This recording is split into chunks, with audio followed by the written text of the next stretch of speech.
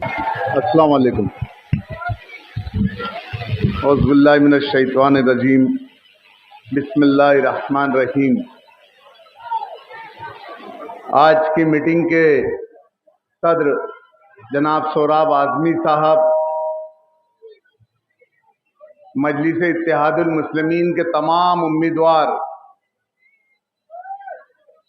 मजलिस इत्तेहादुल मुस्लिमीन के जिम्मेदारान, नौजवानों, दोस्तों, बुजुर्गों और जहां तक मेरी आवाज जा रही है मेरी पर्दा नशीन माए बहनें,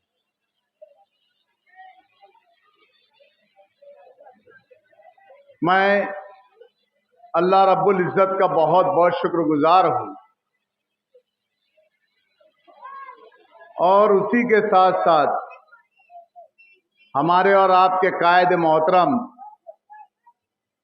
हजरत मुफ्ती मोहम्मद इस्माइल कासमी साहब का, और उन्हीं के साथ साथ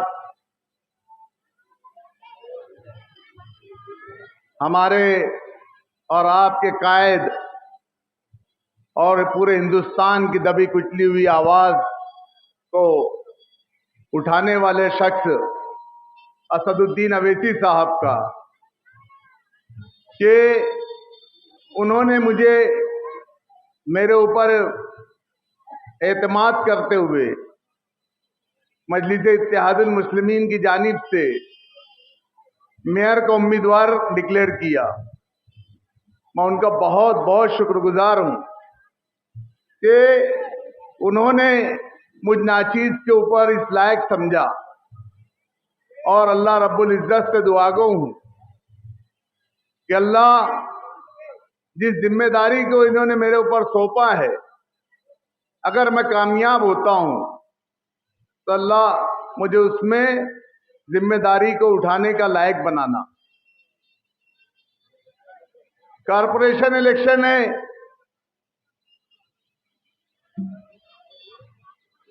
15 जनवरी 2026 को होने जा रहा है।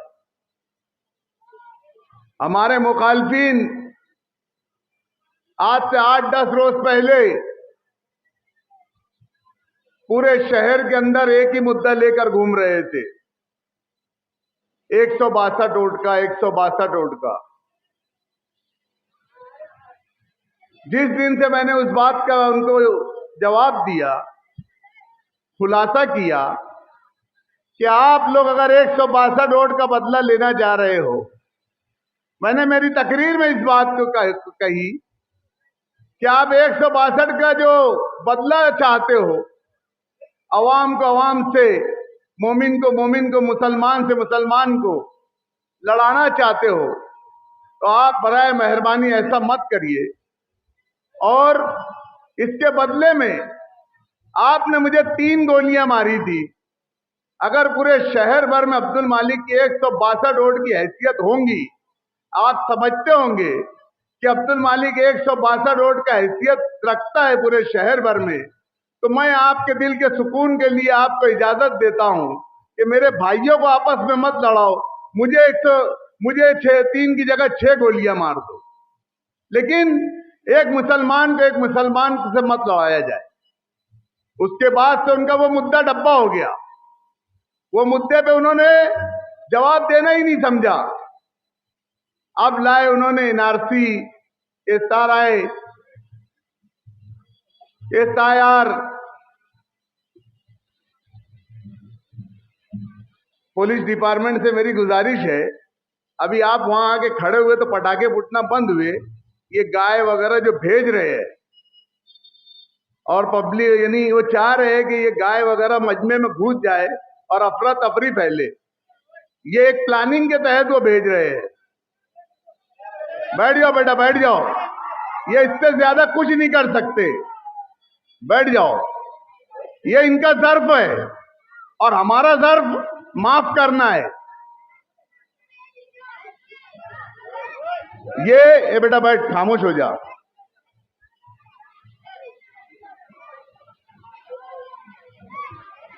ए बच्चा खामोश हो जाओ, गई गाय गई।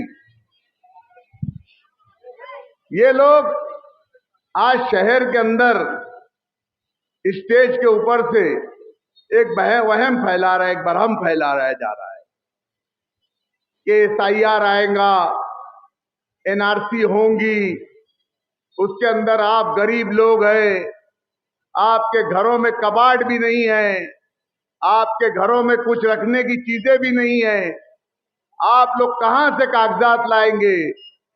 ये चीज आपके पास फाइल नहीं है, आपके पास कुछ नहीं है, आप कहां से ये कागजात लाएंगे?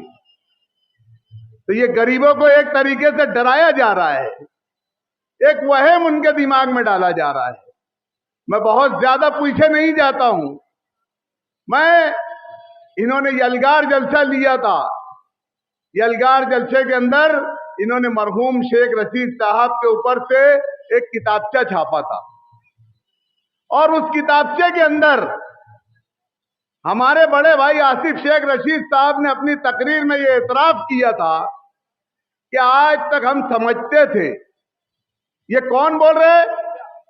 जो पूरे शहर की नुमाइंदगी करने की बात कर रहे हैं, जो पूरे शहर को बचाने की बात कर रहे हैं, वो क्या बोल रहे हैं कि आज तक हम ये समझते थे कि हमारे आबा व अजदाद पिलखोड़ में रहते थे, लेकिन जब हमारे वालिद और मेरे बड़े अब्बा साहब ने जब हमें पूरी मालूमात बताई, और मालूमात बताते बताते बताते जब हमारा शिजरा निकाला गया, तो हमारा शिजरा ललिंग से निकला।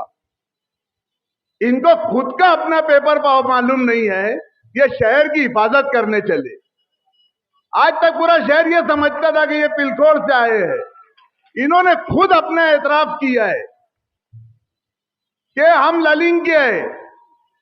अब बताओ, जब एनआरसी लागू होंगी तो इनके पिलखोड़ के पेपर माने जाएंगे कि या ललिंग के पेपर माने जाएंगे?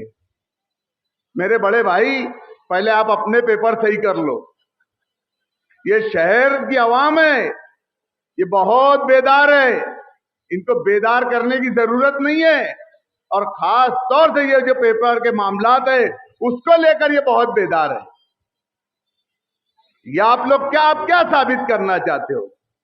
आपकी तकरीर का क्या मतलब लगाना चाहते हो?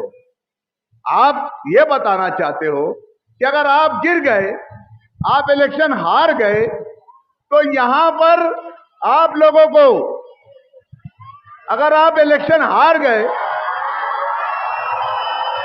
अख्तरुल ईमान साहब तशरीफ ला चुके हैं। बैठ जाओ बैठ जाओ बेटा, आएंगे वो स्टेज पे आ जाएंगे।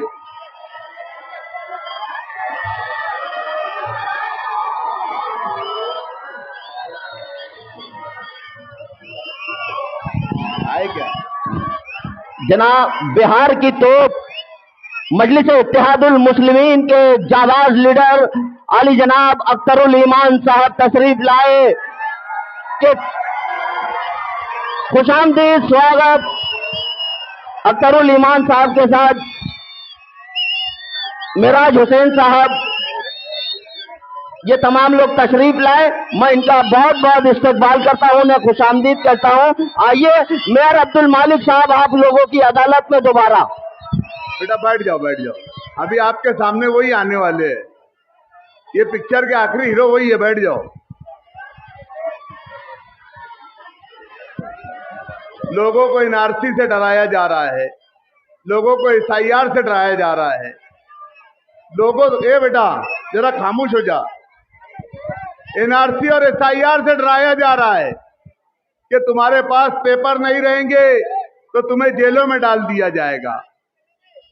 तो ये एक सवाल है कि आप इन एजेंसियों को ये क्या मैसेज देना चाह रहे हो, जो ये सारी चीजें तफ्तीश करती है कि शहर के अंदर हजारों लाखों लोगों के पास पेपर नहीं है। आप एक जिम्मेदार हो, आप एमएलए रह चुके हो, आप क्या ये बयानात ऊपर गवर्नमेंट में नोंद हो रहे हो? आचार संहिता का पीरियड चल रहा है, आचार संहिता के अंदर आप ये जुमला बोल रहे हो कि आप लोगों के साथ ऐसा होगा, यानी आप एक एजेंसी को इधर मुतवज्जा करवाना चाहते हो कि यहां पर इतने लोग गैर कानूनी तरीके से रहते हैं।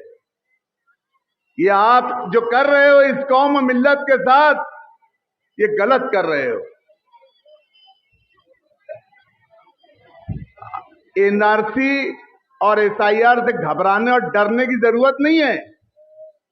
इसमें सिर्फ 3 पेपर लगने वाले हैं। पहला 2002 की यादी, वो समझ रहे उनके पास ही है वो यादी, और किसी के पास नहीं है। कल से तुम मेरे ऑफिस पे हो, मैं पूरे शहर को 2002 की यादी दे दूंगा, फ्री में दे दूंगा 2002 की यादी।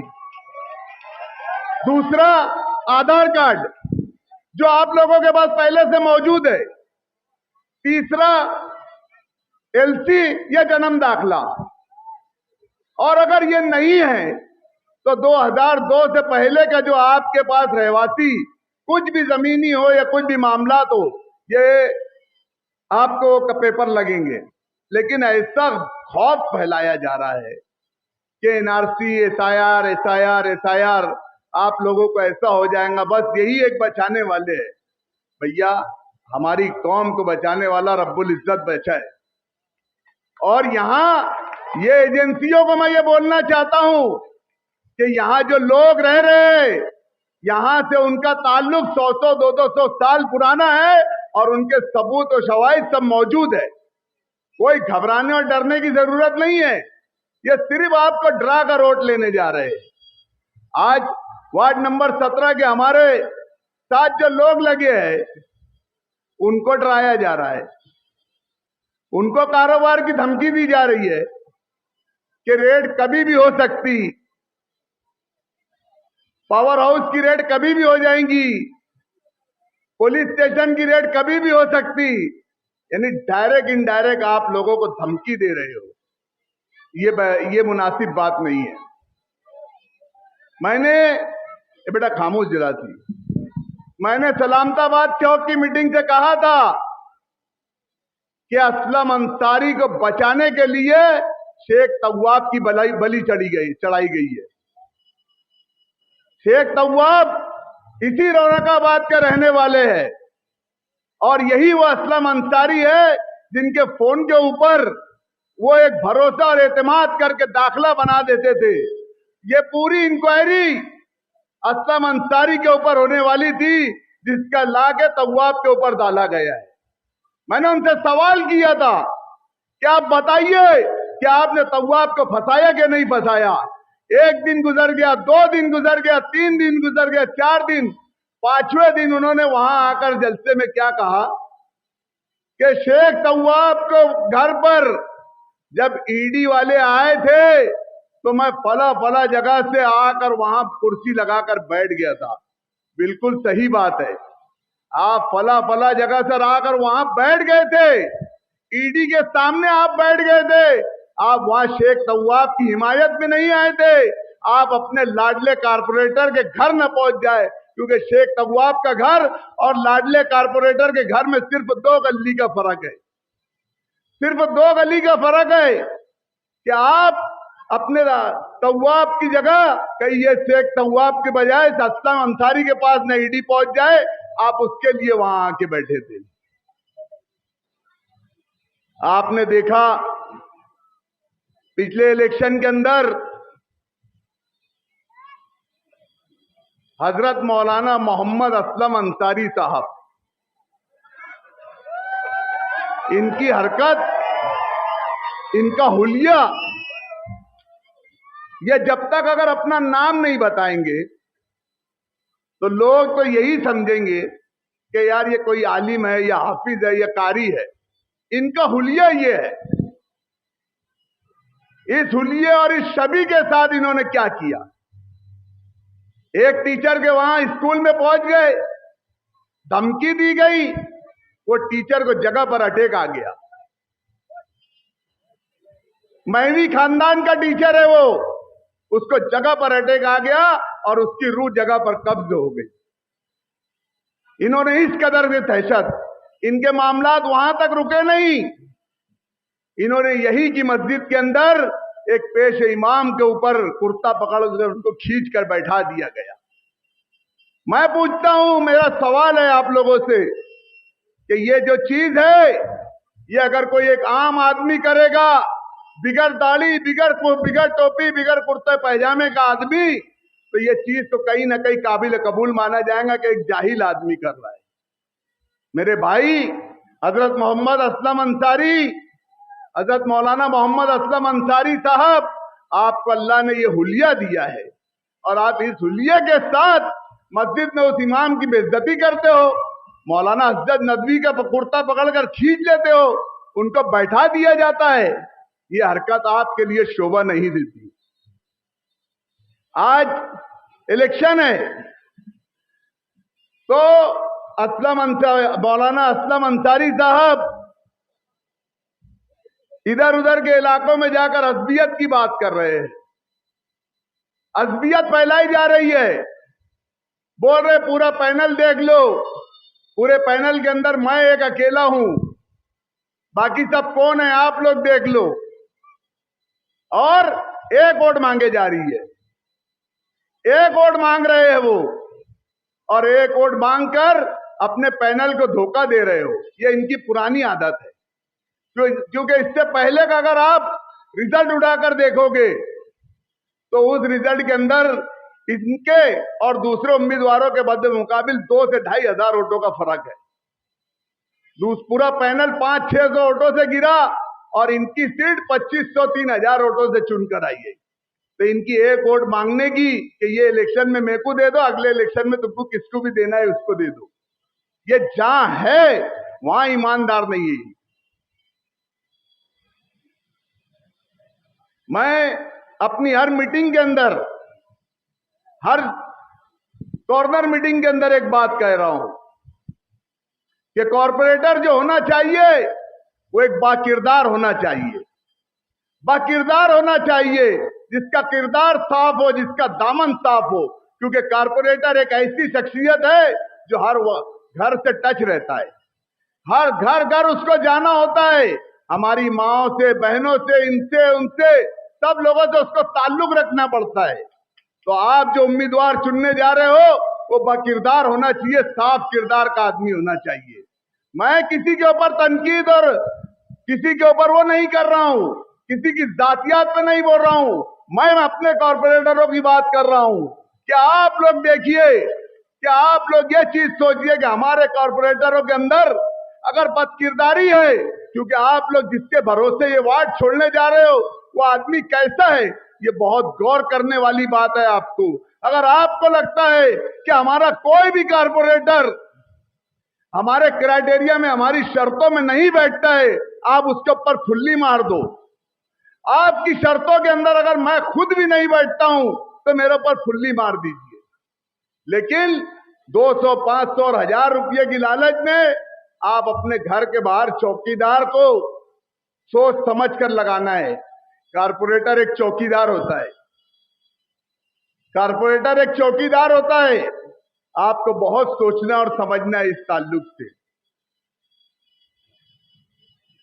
मैं आप लोगों से ये अपील करता हूं, अगर मजलिस इत्तेहादुल मुस्लिमीन का मेयर बनता है और बनेगा इंशाअल्लाह ताला, क्योंकि मजलिस इत्तेहादुल मुस्लिमीन की लहर नहीं, सोनामी चल रही है, सोनामी। बताने वालों ने बता दिए फला वार्ड, फला वार्ड, फला वार्ड। उन्होंने जितने वार्ड बताए ना, वो सब वार्ड में मजलिस इत्तेहादुल मुस्लिमीन आ रही है, सब वार्डों में मजलिस इत्तेहादुल मुस्लिमीन आ रही है। तो हमने मीटिंग के अंदर कहा कि नुमानी नगर की जमीन खरीदी का जो मामला है, हम सबसे पहले उसको हल करेंगे। इसी के साथ साथ अब्बास नगर के अंदर, अब्बास नगर जो स्कूल है वो प्लॉट के ऊपर बसी हुई है और जो प्लॉट है वो ओपन के ऊपर बसा हुआ है। तो अगर मजलिस इत्तेहादुल मुस्लिमीन का मेयर बैठता है और ये पावर मेयर को रहता है, वो अपने पावर से रिवाइज प्लान ला सकता है, महासभा के अंदर रिवाइज प्लान कर सकता है। तो हम जरूर उसके वास्ते कोशिश करेंगे और उसको रिवाइज प्लान करके ओपन स्पेस की जगह स्कूल को डालेंगे और प्लॉट की जगह अब्बास नगर की झोपड़पट्टियों को डालेंगे ताकि उनकी खरीदी हो सके। यह हमारा मकसद है। गुलशनाबाद हाजी नजमुद्दीन हाजी साहब के हाथों के बहुत सारे काम रुके हुए, क्योंकि उनके एक लड़के हमारे साथ उम्मीदवारी कर रहे हैं। हायर परचेस का मामला हो या जो भी मामला हो, गार्डन के मामला तो इंशाअल्लाह ताला हम उस चीज को पूरा करेंगे। हमारा अव्वलीन काम रहेगा, अगर शहर के अंदर मेयर बनता है तो हमारा सबसे पहला काम रहेगा कि ये जो हमारे मुस्तकबिल बैठा है, ये जो बच्चे बैठे हैं यहाँ पर, इनको अच्छी से अच्छी तालीम सरकारी स्कूलों से दिलाई जाए, ताकि लोग प्राइवेट स्कूलों की बजाय सरकारी स्कूल को तरजीह दे। ये हमारा पहला काम रहेगा। बच्चों के लिए स्पोर्ट्स के ग्राउंड्स बनना चाहिए। आज हमारे बच्चों को सिर्फ और सिर्फ दूसरी चीजों में मुब्तला किया जा रहा है। उनके लिए स्पोर्ट्स के ग्राउंड बनना चाहिए। शहर से ये आलूदगी और ये धूल मट्टी के मामला खत्म हो, इसके अंदर पूरे शहर के अंदर सजरकारी और दरख्त का काम किया जाएगा। उसमें चाहे लाखों झाड़ लगे, हम कारपोरेशन की जानिब से सजरकारी मुहिम चलाएंगे। अली अकबर हॉस्पिटल, वाडिया हॉस्पिटल और हारून हॉस्पिटल के अंदर जदीद तर्ज इलाज पर डायलिसिस किया जाएगा। डायलिसिस की सहूलत, सीजर की सहूलत, शहर को नशा मुक्त करने के लिए एक नशा मुक्त सेंटर बनाया जाएगा। यह हमारी कारपोरेशन की तरफ से दिया जाएगा। कारपोरेशन के लिए, नौजवानों के लिए, मैं जिस वक्त मेयर था, मैंने एक ठहराव पास किया था कि शहर हमारा, कारपोरेशन का खादिम भी हमारा होना चाहिए। तो कारपोरेशन के अंदर वो ठहराव मौजूद है, लेकिन मेरी बदकिस्मती से कुर्सी उतर जाने के बाद, मेरा पीरियड हो जाने के बाद, उस ठहराव के ऊपर कोई अमल बजौनी नहीं हुई। तो मेरा काम ये रहेगा कि हमने ये ठहराव जो किया है कि मुकामी लोगों को यहाँ रोजगार दिया जाए, ताकि हमारे शहर के नौजवानों को रोजगार मिले।